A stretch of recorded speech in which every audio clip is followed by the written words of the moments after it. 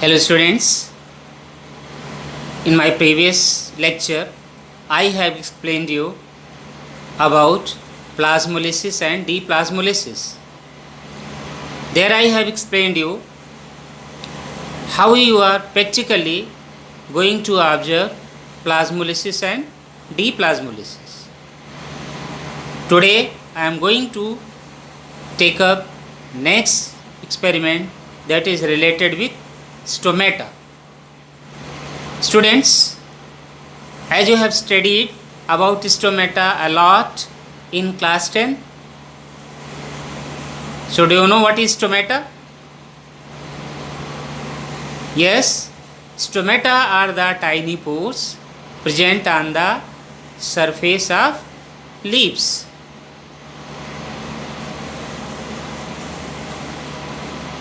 These pores, they are present on the epidermal cells of the leaves. Now what is the function of the stomata?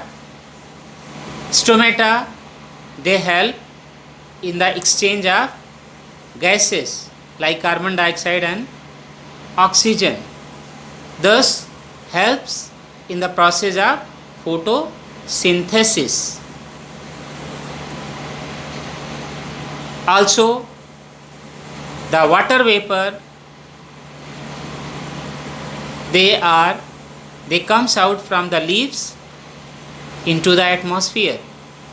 In this way, stomata helps in the process of transpiration.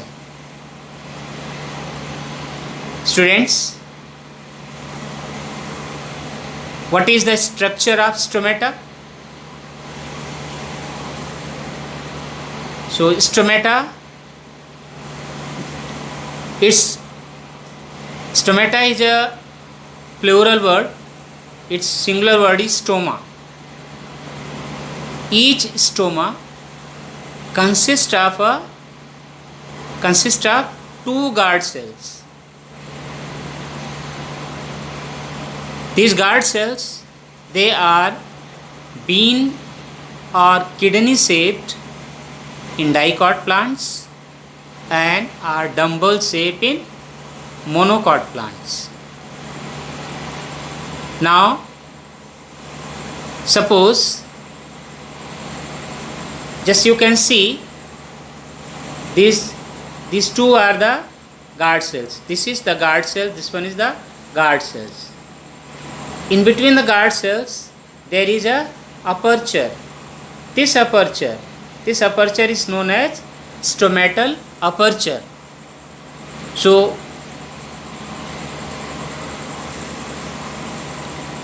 guard cells are responsible for opening and closing of the stomata. These guard cells, they have a nucleus and chloroplasts. The inner lining of guard cells and the outer lining of guard cells, there is difference in their thickness. The inner lining is thick and the outer lining is thin. So when these guard cells, they absorb water from the epidermal cells, then due to difference in the expansion, when the guard cells swell up, then it bends like this. So the other guard cells also bend like this, and then here creates a space. This space is stomatal aperture. Now when the guard cells, they release water, they become flat and the space between them is now disappear. This we call that closed stomata. So the guard cells, when they become turgid, they absorb water from the epidermal cells, they swell up and bend, and in this way they create a space that is stomatal aperture, and when they lose water, then they become flat and the stomatal aperture, it disappears and we call it as a closed stomata. In this way, the opening and closing of stomata, it is controlled by guard cells. So guard cells, they do the opening and closing by turgidity, and K plus ions also help in opening and closing of the stomata. So this is how guard cells, they help, they do the work of opening and closing of stomata. Students, so you have observed the shape of the stomata. The guard cells, they are bean shaped or kidney shaped in dicot plants, but these guard cells are of dumbbell shape in monocot plants.